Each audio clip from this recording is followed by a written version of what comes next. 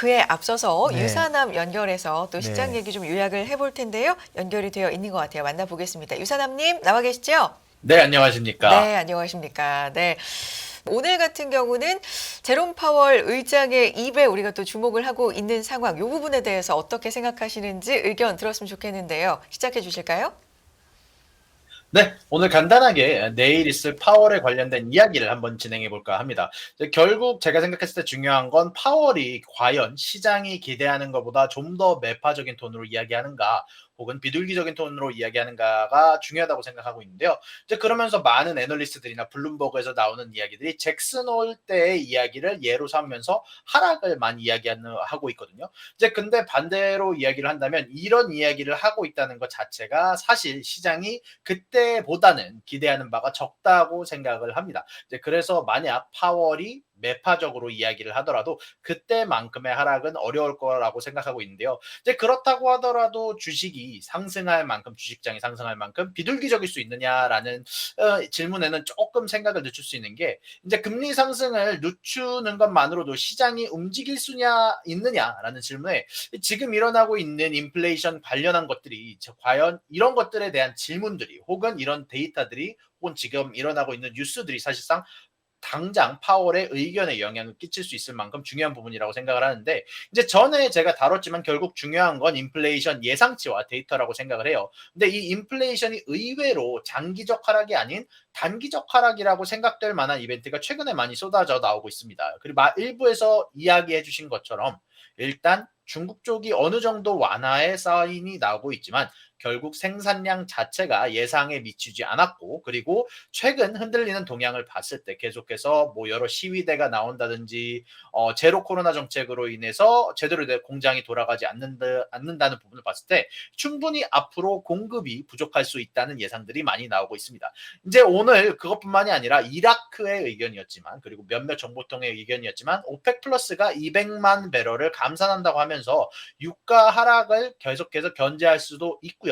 이제 미국에서도 70불에 계속해서 오일을 매입한다고 선언을 하면서 충분히 인플레이션의 하락이 장기적이기보다는 단기적일 수도 있다는 의견에 계속해서 힘을 실어줄 수 있다고 생각을 하고 있습니다. 이제 그리고 블랙 프라이데이 소비 지표도 보셨지만, 그리고 여러 가지 소비 관련된 지표도 사실 굉장히 잘 버텨주고 있고, 자산 가격도 사실 연준이 비둘기적으로 돌 것 같다라고 예상이 나올 때마다 계속해서 튀어올라주고 있어서 인플레이션이 100% 잡혔다라고 하기는 어려운 상황입니다. 그렇다고 보니 결국 비둘기적으로 파월이 움직이기는 어려운 상황이거든요.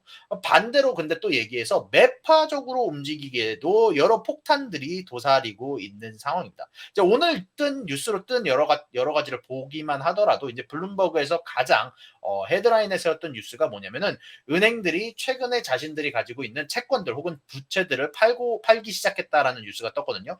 이제 여러 은행들이 최대한 현금 확보를 위해 움직이고 있고요. 회사들의 채권을 줄여가면서 혹시 모를 경기 침체에 대해서 대비를 하고 있다는 게 오늘자 뉴스였는데요. 이제 블룸버그에서 나온 이야기를 보면 JP 모건이 417 밀리언 달러의 채권을 시장에 내놓으려고 한다, 현금을 확보하려고 한다라는 이야기가 나왔고요. 이것뿐만이 아니라 빚을 내주는, 이제 여러 회사들이 모기지를 내준다든지 여러 대출 상품에 대해서 허가를 내주는 허들을 높이고 있다는 기사가 나왔어요. 이제 은행들이 결국 빌려주는 빚을 줄이고 반대로 빚을 현금으로 바꿔서 회수하고 있다는 이야기는 시장에 도는 현금의 양을 지속적으로 더 줄이면서 경기 침체를 대비하고 있다는 이야기인데, 이제 결국 인플레이션이 계속해서 잡혀야 되는 시장이 도는 현금량이 줄어드는 영향으로 자산량이 줄어드는, 소비량이 줄어드는 현상으로 가고 있다는 이야기인데, 이제 예전처럼 가정들의 자산이 탄탄할 때는 경기 침체 걱정을 안 해도 된다는 이야기가 나온다면, 사실 은행들이 저는 이럴 수는 없다고 생각을 하거든요. 의도적으로 이렇게 대출을 줄인다는 건 은행들이 생각했을 때 경기 침체의 확률이 굉장히 높아졌고, 실질적으로 지금 연준의 금리 자체가 긴축적인 금리에 도달했기 때문에 지금 은행들이 이러고 있다고 생각을 합니다. 사실 이런 사인들은 최근에 많이들 나오고 있어요. FTX에서 뭐 그레이스케일, 제미니 혹은 블록파이까지 지금 현재 뭐 여러 가지 챕터 11 파산 이야기가 이어지고 있는데, 결국 자산론이 이런 부분들이 사실 쉽게 볼 만한 게 아닙니다. 어제도 말씀드렸지만 이런 회사들이 파산하면서 연속적으로 대출을 대출을 담당해주는 랜딩 컴퍼니들이 지속적으로 런에 여러모로 어떻게든 영향을 받을 수밖에 없는 환경에 놓이게 됐고, 이런 사고를 방지하기 위해서 은행들이 지금 현재 빌려주고 있는 돈들을 회사들의 허리띠를 억지로 졸라매서 상황에서 예전만큼 회사들이 그리고 사람들이 돈을 지출해서 자산을 사거나 혹은 레버리지를 통해 자산을 불리거나 돈을 빌리는 행위가 좀 더 어려워짐에 따라서 사실상 거품이 더 줄어들 상황을 은행들이 대비하고 있다고 생각이 되고 있다는 겁니다. 그리고 이미 은행들이 허리띠를 졸라매고 충분히 긴축적인 움직임을 보이고 있는 상황에서 이제 파월이 뭐 예를 들어서 블라드 총재가 얘기한 것처럼 테일러 준칙에 의해 금리 7%에 동의하는 듯한 발언을 한다면 이미 긴축적인 상황에 더 큰 부담이 될 수 있을 가능성도 생각을 해봐야겠죠. 그리고 최근 계속해서 나오고 있는 집 데이터들에 의하면 집 가격이 지속적인 하락을 보여주고 있고 집 수요량이 줄고 있는 모습들을 보여주고 있는데, 이렇게 또 집 가격이 폭락하는 것은 연준이 원하는 바가 아닙니다. 그때 일어났던 사태를 보면 2008년 같은 사태가 또 일어날 수도 있다는 거거든요. 그렇지만 방금 말씀드린 것처럼 은행들이 계속해서 긴축을 진행함에 따라서 계속해서 대출량을 나오는 것을 줄임에 따라서, 그리고 줄어가는 가정의 저축량은 충분히 이제는 연준이 걱정할 만한 수치가 돼가고 있다는 생각이 듭니다. 그리고 사실 금리 인상에 대한 견해도 많은 위원들이 매파적인 어조를 유지하려고 하지만 예상외로 많은 위원들의 의견이 생각보다 갈리는 듯한 이야기도 많이 나오고 있거든요. 윌리엄스 총재는 사실 somewhat higher rate than our prediction in September 이라는 표현을 썼는데, 이게 9월 점도표보다는 약간 높은 최종 금리를 아마 우리가 맞을 것 같다라고 얘기를 했고요. 블라드 같은 경우는 뭐 반대로 5에서 7%를 제시해주면서 엄청난 금리 인상을 시사했지만, 또 반대로 카시카리 총재는 금리 인상을 인플레이션이 내려오기 시작할 때까지 계속해서 유지해야 된다라고 했지만 인플레이션이 레벨링 업 혹은 나아지고 있다라는 표현을 썼고요. 또 보스틱 총재는 지금보다 0.75%에서 1% 정도만 더 상승하면, 금리가 더 상승하면 충분히 인플레이션을 컨트롤할 수 있는 금리가 된다라는 이야기를 했습니다.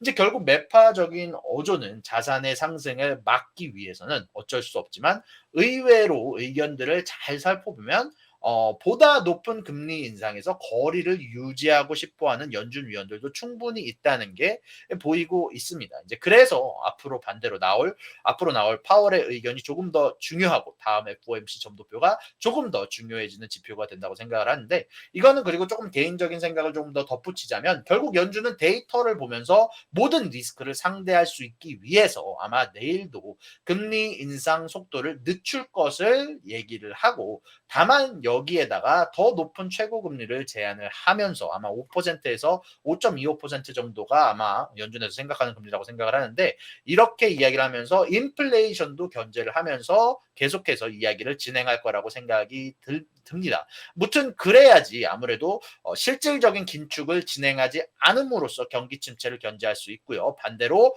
우리가 더 금리를 높이 올리겠어라고 이야기하면서 인플레이션도 견제를 하면서 실질적인 긴축을 진행을 안 함으로써 시장의 긴장감도 유지하면서 경기 침체도 견제할 수 있는 거니까요. 이제 아무래도 내일도 이런 어조를 유지할 가능성이 높아 보입니다.